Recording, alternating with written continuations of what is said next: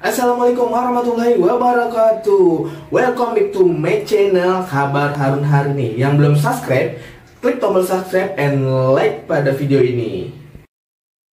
Kita akan membahas sejarah Sumpah Pemuda. Kenapa sih Sumpah Pemuda kita bahas? Karena pemuda adalah bagian dari akar pembangunan bangsa.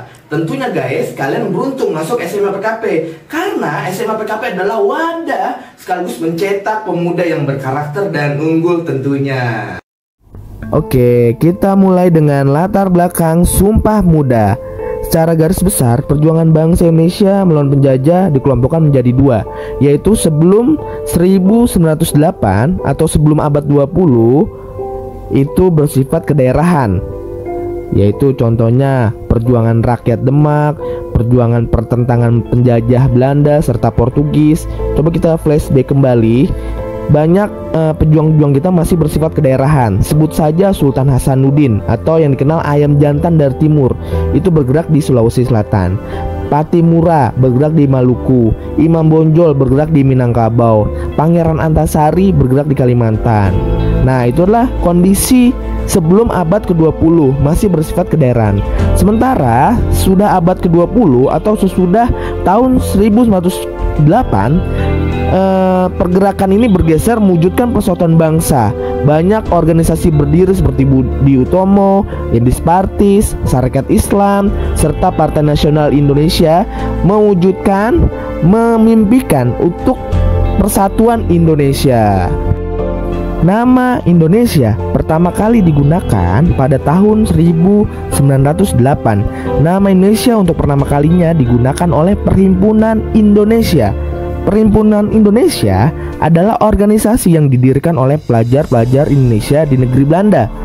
Organisasi ini awalnya bernama Indische Vereniging.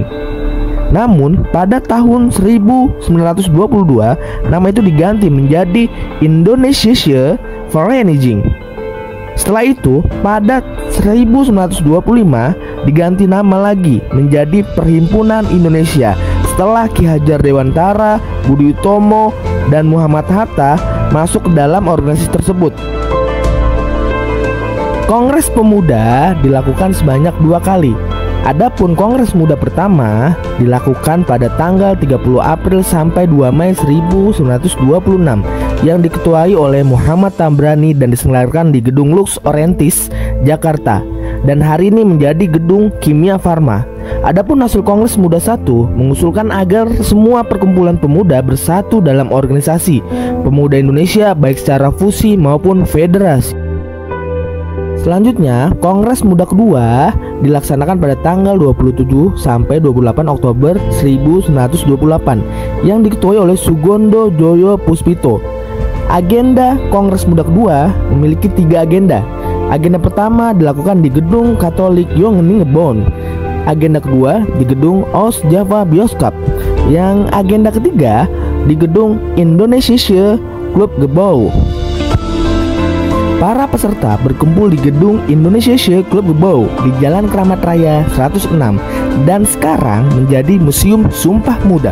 Kongres tersebut dihadiri oleh berbagai wakil organisasi kepemudaan seperti Yong Java, Yong Ambon, Yong Celebes, Yong Batak, Yong Sumatera, Yong Islamiten, Yong Sekar Ruken, Pemuda Betawi, dan sebagainya.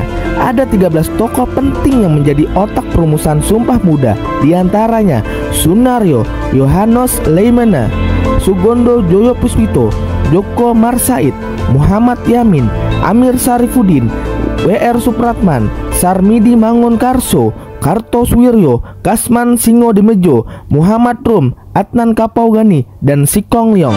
Sebelum Kongres ditutup dan untuk pertama kalinya lagu Indonesia Raya karya W.R. Supratman diperdengarkan atas saran Sugondo. Lagu tersebut dimainkan dengan alat musik biola saja. Akhir Kongres ditutup dengan mengumumkan rumus hasil Kongres Sumpah Pemuda. Putra-putri Indonesia mengaku bertumpah darah 1, tanah air Indonesia. 2. Kami putra-putri Indonesia mengaku berbangsa 1, bangsa Indonesia. 3. Kami putra-putri Indonesia menjunjung bahasa persatuan, bahasa Indonesia.